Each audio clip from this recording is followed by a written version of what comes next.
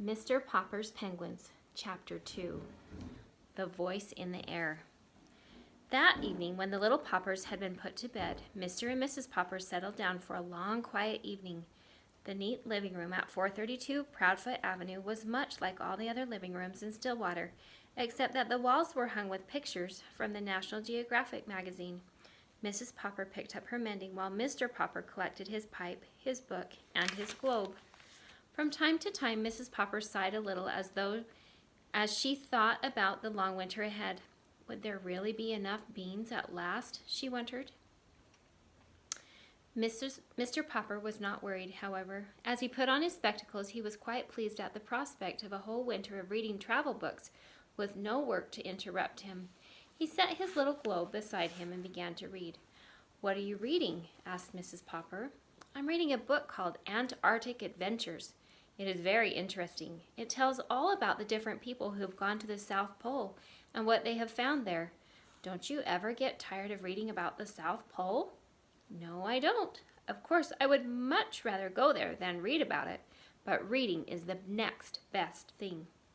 "I think it must be very boring down there," said Mrs. Popper. "It sounds very dull and cold with all that ice and snow." "Oh, no," answered Mr. Popper. "You wouldn't think it was dull if you had gone with me to see the movies of the Drake expedition at the Bijou last year." "Well, I didn't, and I don't think any of us will have any money for movies now," answered Mrs. Popper, a little sharply. She was not at all a disagreeable woman, but she sometimes got rather cross when she was worried about money. "If you had gone, my love," went on Mr. Popper, "you would have seen how beautiful the Antarctic is. But I think the nicest part of all is the penguins. No wonder all the men on that expedition had such a good time playing with them. They are the funniest birds in the world. They don't fly like other birds. They walk erect like little men. When they get tired of walking, they just lie down on their stomachs and slide. It would be very nice to have one for a pet."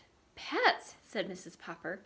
"First it's Bill wanting a dog, and then Janey begging for a kitten. Now you and penguins! But I won't have any pets around. They make too much dirt in the house, and I have enough work now trying to keep this place tidy, to say nothing of what it costs to feed a pet. Anyway, we have the bowl of goldfish." "Penguins are very intelligent," continued Mr. Popper. "Listen to this, Mama.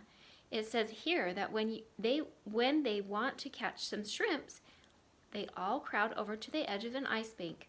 Only they don't just jump in because a sea leopard might be waiting to eat the penguins.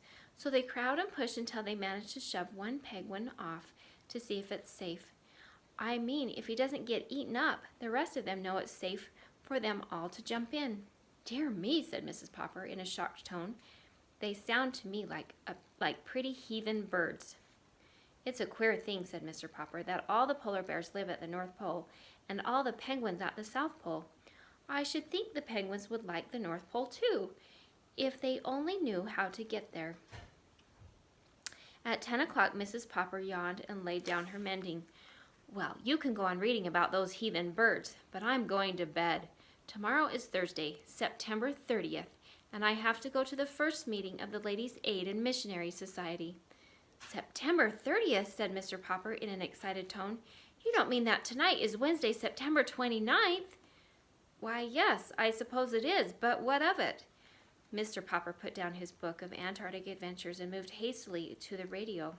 "What of it?" he repeated, pushing the switch. "Why, this is the night the Drake Antarctic expedition is going to start broadcasting."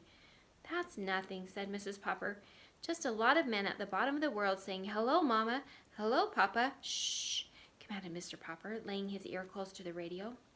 There was a buzz, and then suddenly from the South Pole, a faint voice floated out into the Popper living room. "This is Admiral Drake speaking. Hello, Mama. Hello, Papa. Hello, Mr. Popper." "Gracious goodness," exclaimed Mrs. Popper. "Did he say Papa or Popper?"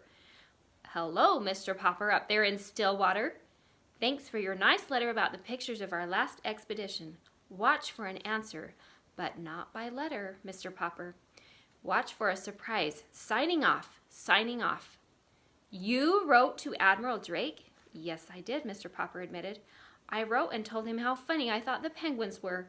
Well, I never, said Mrs. Popper, very much impressed. Mr. Popper picked up his little globe and found the Antarctic. And to think he spoke to me all the way from there, and he even mentioned my name. Mamma, what do you suppose he means by a surprise? I haven't any idea, answered Mrs. Popper, but I'm going to bed. I don't want to be late for the Ladies' Aid and Missionary Society meeting tomorrow. End of chapter 2.